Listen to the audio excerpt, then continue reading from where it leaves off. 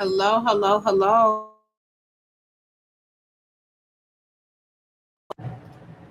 Happy Monday, everybody.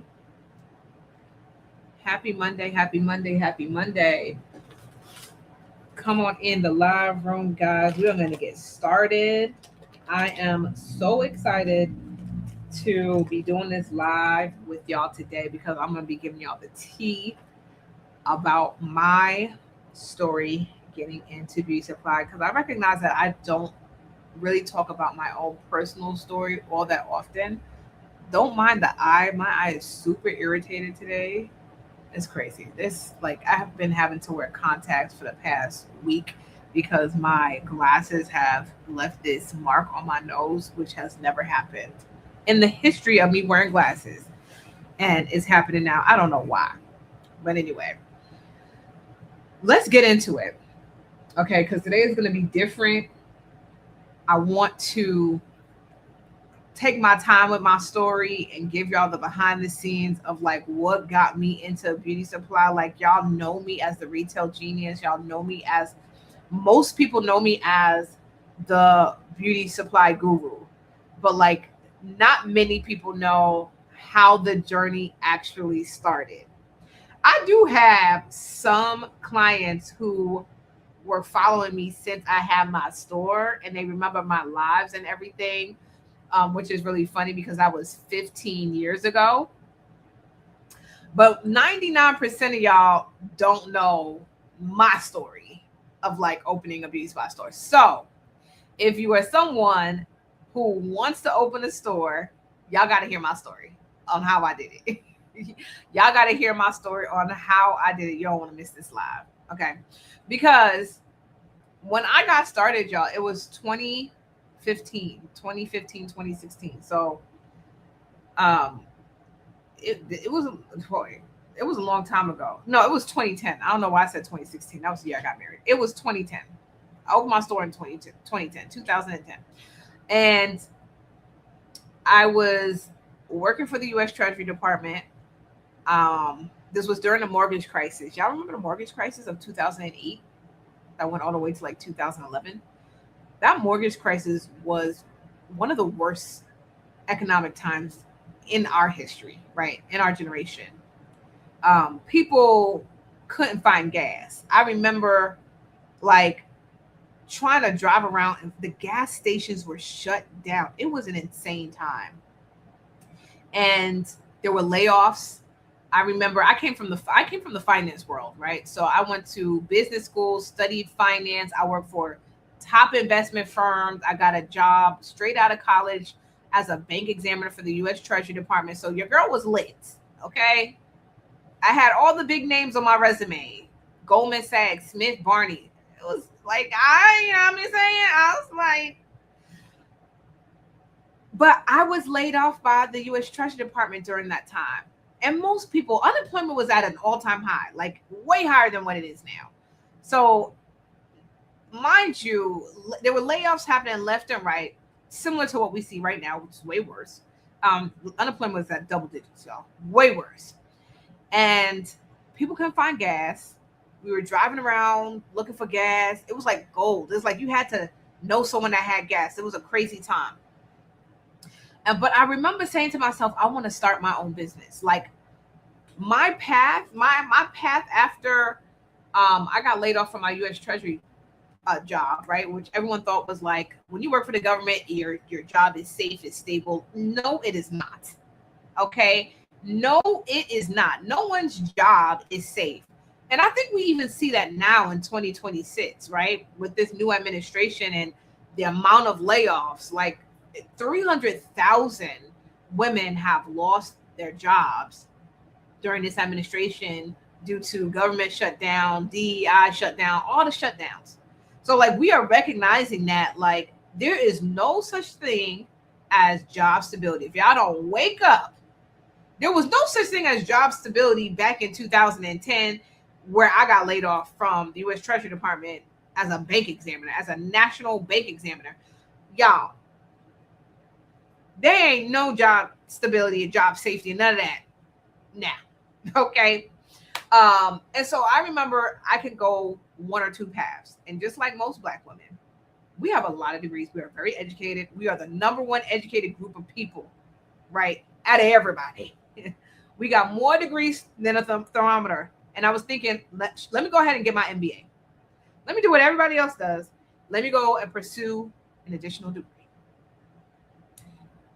Because that's what my peers were doing. So let me go get my next degree. That's what Black women do. And I love that about us, by the way. You can't say nothing to an educated Black woman, baby. We got degrees, okay? So I'm like, let me just go get my MBA. Let me just go get the next thing. And I'm like, okay, so for me to go and pursue an MBA, that's going to be like another $70,000. I already had a lot of student loan debt. And then I found myself in a beauty supply store because I was already thinking about entrepreneurship. I found myself in a beauty supply store. And every time, the beauty supply store always fascinated me. Number one, because I spent a lot of money there myself. But every time I went in, I'm like, there is so many Black women in here and they are making money.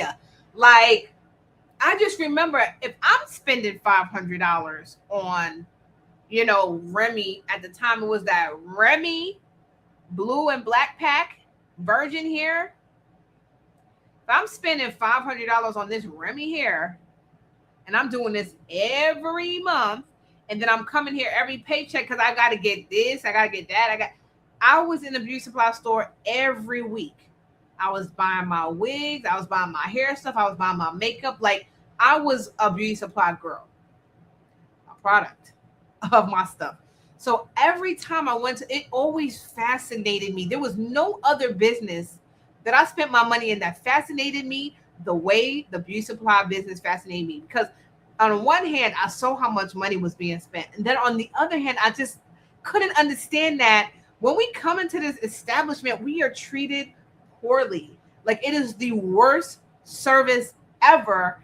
But at the same time, in this place, we spend the most money with the worst service. That fascinated me.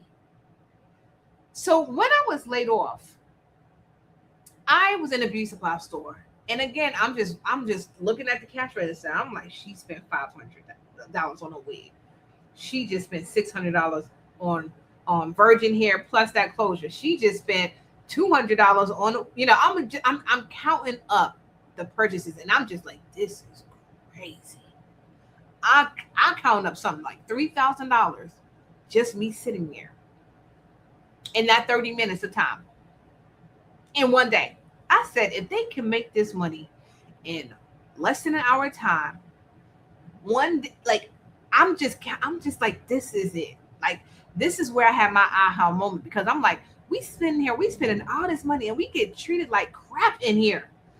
I'm like, imagine me opening a beauty supply store where I can now have conversations with women, make it a vibe, make it an experience like everything else where we spend hundreds of dollars in a store, an establishment, in Saks, Nordstrom, Fendi, wherever. You get a champagne experience for the most part. But you don't get no champagne experience at the beauty supply store. And I wanted to change that. I'm like, because I see the money. So the math is mathing. But I have yet to see a Black-owned beauty supply store. And again, guys, this was in 2016. 2016. I have never come across a Black-owned beauty supply store. But when I was in that beauty supply store and I had that aha moment that this is the business for me, I was laid off and I'm like, I'm either going to spend $70,000 on an MBA or I'm going to spend $70,000 on myself. And I mean, like, take a bet on myself with my own business. I just didn't know what the business was, but God gave me the business when I was sitting in that beauty. He hit me with the idea. He told me, this is it. This is the business for you. And I looked at a lot of businesses just like y'all. I was just like y'all, okay? I was looking at Popeye's franchise because my dad is an architect and he had design all of the Popeyes franchise in New York City. So I'm like, that would be an easy business because my dad got all the connections. He could design everything for me. He has all he like permits, connections, everything. I could just open a Popeyes, boom, very easy. I could do real estate, right? But I knew real estate wasn't for me because I wanted a cash flowing business. I want a business that could pay me every month what I'm worth. Okay. And I also wanted something that I could enjoy. I'm passionate about. Like, I wanted to do something that I could really be immersed in. And I couldn't see myself being immersed in fried chicken. Because I ain't like fried chicken like that. I wasn't raised on fried chicken. So to me, that would have just been like a money thing. Like, you know what I'm saying? When God presented me with the idea of me opening a beauty supply store, I was like, oh, that makes so much sense. That makes so much sense because I'm here every week spending my money.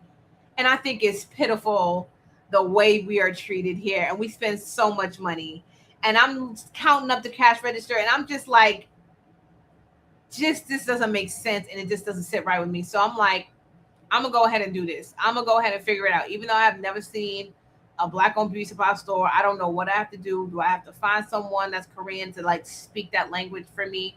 I soon found out right after I started my journey is that you don't need to speak the Korean language. You need to speak the language of retail, which I tell people all the time in my trainings. The language you need to learn how to speak, and the first thing you need to do when getting into beauty supply is understand the language of retail because you are in the retail business. And once you understand the fundamentals of retail, y'all, you can open any retail business. I can open any retail business, guys. I can open a sneaker store. I can open a nail salon. Like the fundamentals are the same, exactly the same. Okay. And so I decided, like, I understand business. I know business. I love business. I don't know beauty supply. So I wanted to figure out how can I learn beauty supply because I already know business. I want to learn beauty supply. I want to figure this out. I went on to research beauty supply stores in my community and I wanted to find a black owned beauty supply store. I did not find it. Okay. I had to travel very, very far to find my nearest black owned beauty supply store. And this was like on the other side of town. I had to drive very far out, but I met a guy and I basically told him I want to start this business. He was so cool. He was like, all right, well, you can work here. You can work in my store. And so it turned out to be a really cool bartering situation because it's not like now where everybody has a course to sell. Everyone has packaged up their information and they can sell it. Like that was not course selling and all that was not a thing 15 years ago, guys. He was like, you want to get this information, you are going to have to physically work in the store to get it. Right. So it was basically like an internship. But in return, I did give him the business systems that he was missing in his store because he was running it like a mom and pop. And I'm like, listen, I work for the government. I work for the U.S. Treasury Department. I work for Goldman Sachs. Like, let me install some systems in here so that when you go on vacation which he did, this man went on vacation to Guyana and left me and my sister with his store because we ran it like a billion-dollar business, not like a mom and pop. And I'm forever grateful for him because had he just given me a course or said here, buy my ebook or whatever, like I would have never had that hands-on experience and seeing what it was like day in and day out before I actually started my own store. So after interning in his store for like 2 months, I opened my own store. Yes, y'all. I opened Fabulous Freddy's in less than 60 days. And I want to just stop there and pause for a second because some of you have been wanting to start your business for years.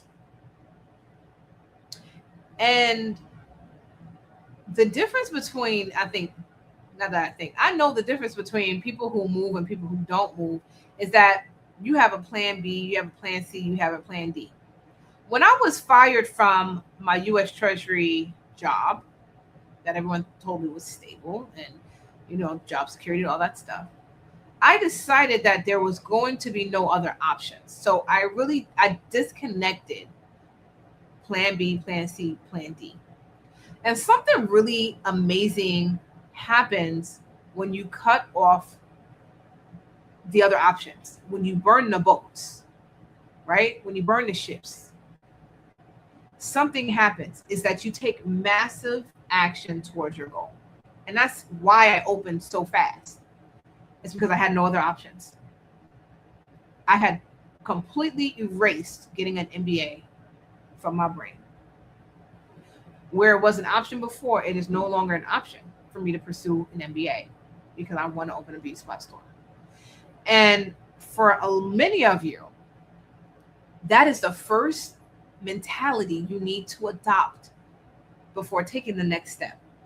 You have to decide that this is the only option.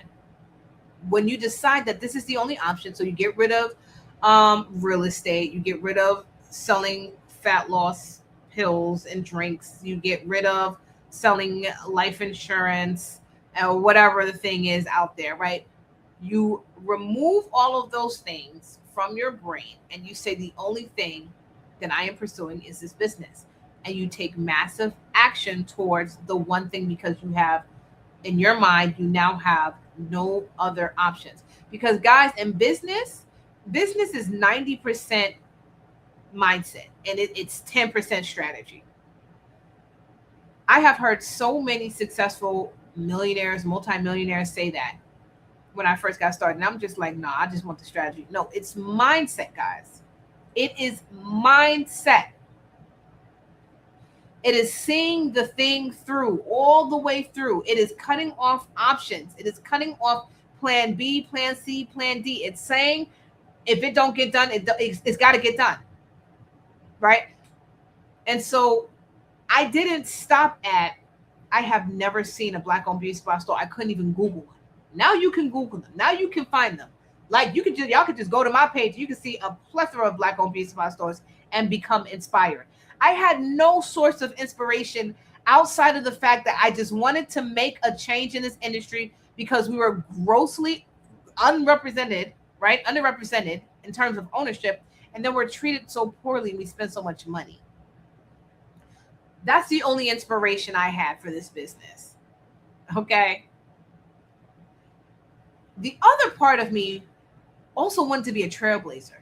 I also wanted to be a pioneer. So I was the first Black-owned beauty supply store in my community, and that did something for me. Being a trailblazer, being a pioneer did something for me. Okay? Because my question before I got started is like, can Black women really own beauty supply stores? I've never seen it. And before I knew it, I was running my own beauty supply store. And now I help other people, other Black women specifically, open beauty supply stores. So the journey started from me just imagining something that I have never seen. Y'all understand what I'm saying? I have never seen it. Y'all have seen it. I didn't have that. I had to just go for it and to pray to God that it would work. And that's another thing. That's another mindset thing, that if God puts something in your mind, if God puts something in your heart, if God puts something in your spirit, he is always going to give you the steps to go to the next level. He's always going to, you might not see the whole staircase, but you got to take the first step, right? And that's exactly what I did. It was a step. I had no blueprint. I had no blueprint. I had no idea what I was doing. I had no idea what I was doing, y'all. I'm just going to tell y'all something real funny. I had a regular cash register. I'm just going to show you how I had no idea what I had a regular ring me up cash register. I didn't even have no point of sale system. That's how much I didn't know what I was doing. That's how much I didn't know what I was doing. But because I was very passionate about making the difference and seeing the change, I didn't even know how much money I was going to be making. Right? I didn't know how much money I was going to be making. I seen money be made in the stores that I spent my money in. And I knew how much I was spending. $500 a month on some weed. I knew that. And I said, man, listen, if they could do it, I could do it. There's no way that we can continue to shop at a store where people can't even help us with our purchasing decision. And I'm spending a couple of $100s with you every single month. And these people sometimes act like I'm a total stranger. I come here every month. What you following me around the store for? Right? And I went for it. I was just like, here's the other thing, mindset. I was just like, I'm at the worst position I could possibly be. And that's why I tell people all the time on my consults. Like, I understand fear, but feel the fear and do it anyway. Because the worst that could happen has already happened. I was already jobless. I was already at the bottom of the barrel. I was at the bottom of the bottom, not knowing if I should get an MBA or if I should just try to get another finance job. The worst has already happened. So for some of you on here, like, literally, your life is the worst that it could possibly be. So you starting your business, you starting your beauty supply store, and it not working out. Okay, well, life is not going to be as bad as it is right now. But on the flip side, on the upside of it, it can completely change your life. You will have a completely different life in less than a year. I had a completely different life in less than 60 days. I went from being unemployed on unemployment and all types of government assistance to being an owner at 24 years old with employees, real employees, people working for me. In my first year, I made more money in my beauty supply business than I ever did combined working for different investment firms and the government.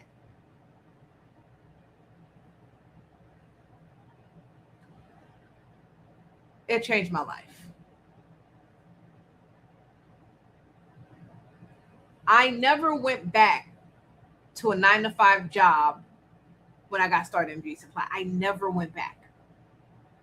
Now, there's certain businesses that y'all would start and y'all would go back to that 9-to-5. I never went back to that 9-to-5. Because again, I just cut off all options and I still cut it off. And even at my slowest months, me going back to a 9-to-5 was not an option. I was just too invested in this industry. Like once I started getting customers in and they were just talking about how they were so happy that they have a Black-owned beauty supply store to shop at, that they are just so happy I'm here and that they just love it here and they feel seen and they feel safe. Like all of that does change your life as a business owner.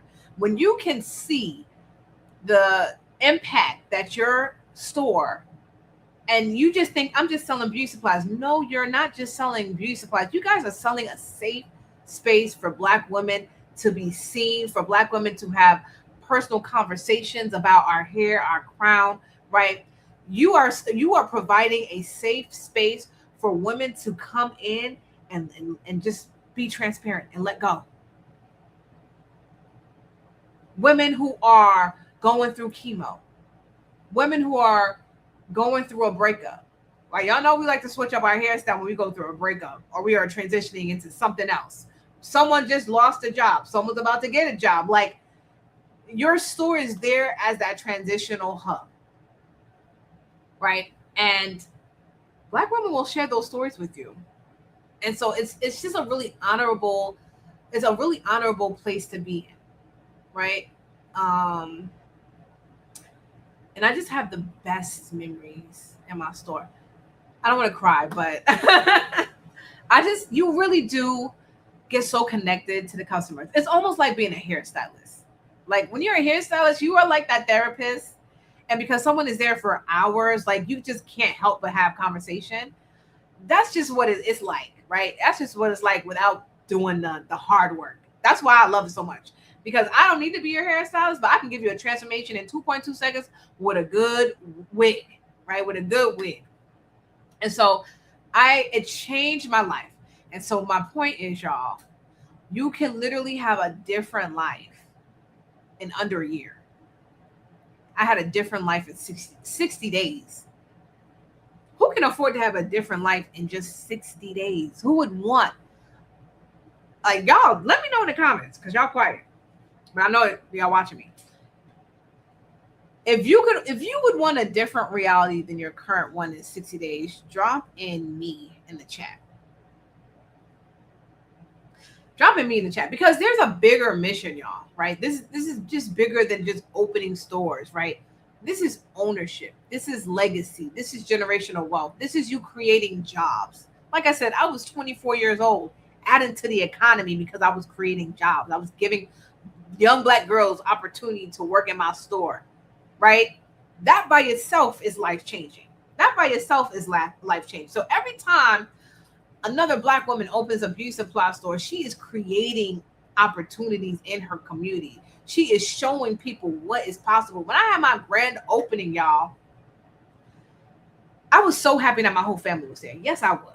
My family was there. They were so proud of me. They were so happy. They were so supportive. But what I really noticed was the community and how supportive the community was and how proud they was to see this young Black girl open this brick and mortar space, the first Black-owned beauty supply store in the community. That was the part that stuck with me, is that people were just inspired. And they were like, man, if she can do it, I can do it, right? And that is the part that kept me going in that business for over 8 years. I operated our stores for over 8 years. So let me ask y'all a question, right? I want y'all to drop a 1 in the chat if you've ever seriously thought about opening a beauty supply store. Maybe you've been researching it for months. Maybe you've been watching videos. Maybe you're watching my videos, saving posts, you're in the Facebook groups, all the things. Y'all doing all the things, right? Comment me in the chat if that's you. Comment me in the chat if that's you. But you know, you're here, there, and you're everywhere. And you're just feeling like, I just feel all over the place. And so when I feel all over the place, I don't know what the first step is. I don't know what the roadmap is. I don't know what the blueprint is, right? If that is you, you are in luck. If that is you, you are in luck, because I am hosting a brand new webinar, a brand new training next Thursday, where I'm going to take you through the exact steps. I gave y'all my story, but I want to take you guys through the exact steps of how we help our clients open stores, right? So everything from like, how much money do you really need? How do people get this money, right? How do you go about finding the right location? Where does the inventory come from? How do you get vendors? Like, what are the mistakes? What should I avoid? I get that question a lot. What should I avoid? What are the main mistakes? What are the pros? What are the cons? You know, what are the first steps? I just need clarity. This training is designed to give you clarity before you invest your money. This is the training I wish I had before I got started, right? I went through, I fumbled, but I still made it happen, right? But this training is designed to give you the steps, right? The roadmap on what it looks like to open a beauty supply store, like the right way, y'all, the right way. And so I'm having this training, guys, next Thursday night at 7 p.m. I'm about to drop the link for you guys. Let me just go ahead and grab it. It's a free training, y'all. It costs you nothing but your time to show up. But for some of you who are seriously thinking about it, like, you definitely want to be in the room, okay? So you guys are getting the link first. I have not launched this link, so go ahead and get your spot. And if you're watching me on Instagram, you can comment the word training, and I'll send you the registration link. Comment the word training, and I'll DM you the registration link. But y'all, I'm going to close here. I truly believe that there is room for more Black-owned beauty supply stores. The demand is definitely here, especially with the boycott. And we are seeing, once again, a shift towards supporting our own. And we are just being very intentional. Once again, something had to happen. This is like George Floyd all over again. But we are seeing people looking for beauty supply stores, but unfortunately there's not many Black-owned beauty supply stores. We're still like less than 10% of the total, and we need more stores. So the demand is here, the opportunity is here. The only question is whether you will be one of the people who decides to build it. So if this live encouraged you, I want you to go ahead and show me some love, like give me some hearts, give me some likes, and also share this with 3 people. Share this with 3 people who was always talking about starting a business, right? Because it's not just about starting a business. This is about starting a business, especially Black-owned business, because we are now in the season where people are looking for a Black-owned nail salon, Black-owned beauty supply. Like, people are looking. So if that's you, if God called you to do it, go ahead and do it. And so y'all, comment the word store so I can drop a link for Thursday's training. And I'll see you there, guys. Have a good night. Love you guys. Bye.